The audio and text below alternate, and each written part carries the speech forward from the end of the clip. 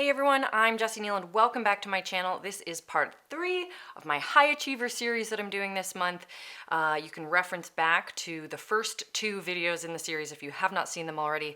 This is on the High Achiever body image avatar, and I'm going over different common characteristics that they share. So today's I want to share is that the High Achiever tends to be super judgmental.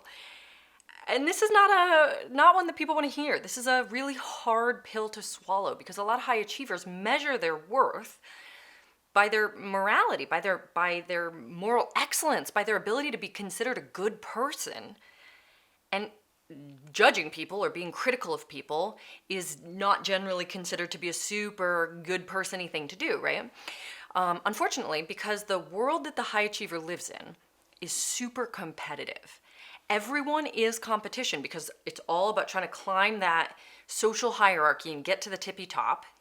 So it's all kind of like eat or be eaten, dominate or be dominated. You know, in the high achievers world, everyone is their competition. So they're constantly looking around and comparing themselves to people. And if they decide that they're the superior party, maybe because they have a better body or because they make more money or because they're more successful or whatever reason they decide they're superior, they get to kind of gloat about that. They feel glee, like, yes, I'm better. Haha, you suck. I'm better than you. You know, there's like a lot of intense feelings that sometimes accompany being better or having a superior body, meaning, you know, just being closer to cultural beauty and body ideals. And then that tends to lead to guilt. Because they'll say to me things like, who feels that way? You know, like, it's so terrible. Like, I'm constantly comparing myself to other people and I feel really good when, like, they're fatter than me or whatever. So this is what they've been taught, is to feel good about themselves when they are in a position of superiority and dominance, and to feel bad about themselves when they're in a position of inferiority or submission, which is how they think about the world. So if they decide that the other person has a better body or makes more money or is more successful or whatever it is they're measuring themselves with that day, they will feel horrible about themselves.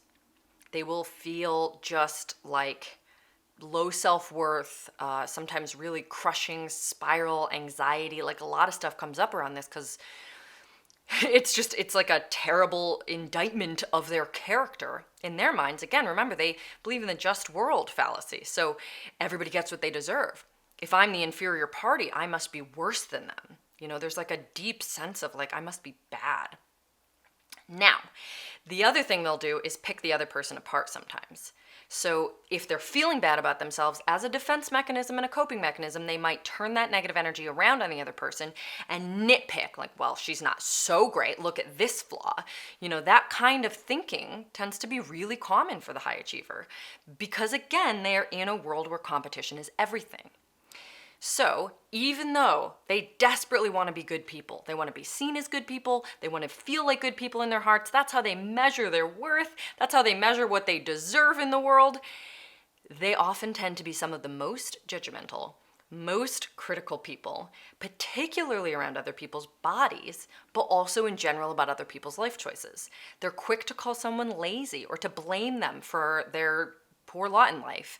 They're quick to, you know, give advice that comes from a place of privilege and is very much centered in this ideology of meritocracy. Like, well, if you wanted to feel better, you should have worked harder, you know, that kind of thing. Like, there is a lot of judgment in their worldview, which is a tricky position to be in for somebody who cares so much about being a good person and like really wants to be seen and feel generous and kind and compassionate and empathetic and all of those other things that we associate with like high moral character. So it's a tough position, but it's one that the high achiever often finds themselves in.